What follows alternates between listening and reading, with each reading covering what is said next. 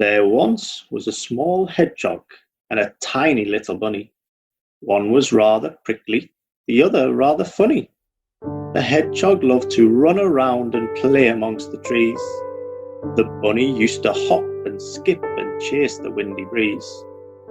The hedgehog was called Spiky J and the bunny was called Pete. They lived together many years, their burrow large and neat. The cleaner was a ladybird and hedgehog called her Splodge. The burrow was a grand affair, they called it Woodside Lodge. Sly the fox was like his name, he wasn't liked at all. He often had some arguments with Mole from Woodside Hall. Mole was Badger's butler, he looked after his affairs, as well as cooking all the food and hoovering the stairs. Badger was the owner of a chain of little shops.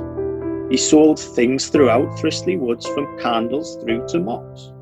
Sly the fox would often call and try to steal his goods, but Mole was always underground protecting Thristley Woods. The family of stags and deer were hosting a grand feast.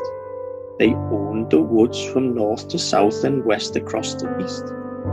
Father Stag, whose name was Charles, was mighty, big and strong. He had a wife and two small fawns and more to come along. His wife was very beautiful. Her name was Mary Bell. Her daughter was called Princess, and her son was Charles as well. The feast was held on Friday Eve at Stag's home Thristley House, and all the woodland creatures went, including Timmy Mouse. Now, Timmy Mouse was worried by Sly Fox and all his group. He'd scared old Timmy senseless, saying he'd love to make mouse soup. Timmy called the meeting, and the deer prepared the meal to see if it was possible to try and strike a deal. The feast was cooked so perfectly, and everyone enjoyed. But soon old Sly was talked about, and all became annoyed. Not only had he upset poor old Badger, Tim and Mole, he'd worried almost all the woods from Owl to Vernon Vole. Charles said, "We have had enough of Sly and all his clan. It's time we got together and devised a cunning plan."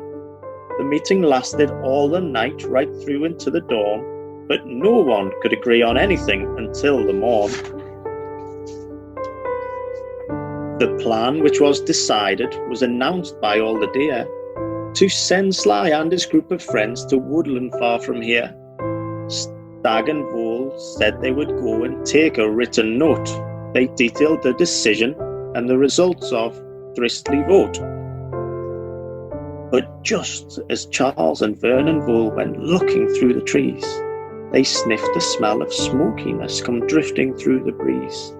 The smell was floating on its way from Sly the Fox's lair, and all the creatures hurried to see what would meet them there.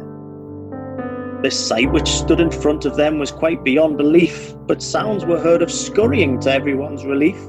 Charles and Stag led up the team to fight the fearsome smoke and douse the fire with Thristley beck and help from woodland folk. Owl and Mole took all the names of every volunteer to keep a complete register of helpers far and near.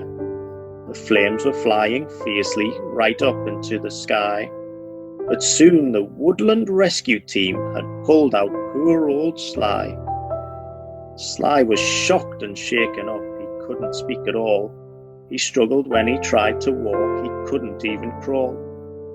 All the foxes in the lair were safely brought to ground, and all the creatures in the wood cried out a cheering sound. All was well that ended well, and Sly was filled with pride for all the creatures in the wood who from him used to hide. He saw the errors of his ways and wished to make amends, and Sly and all the Thristley Woods became the best of friends. The end.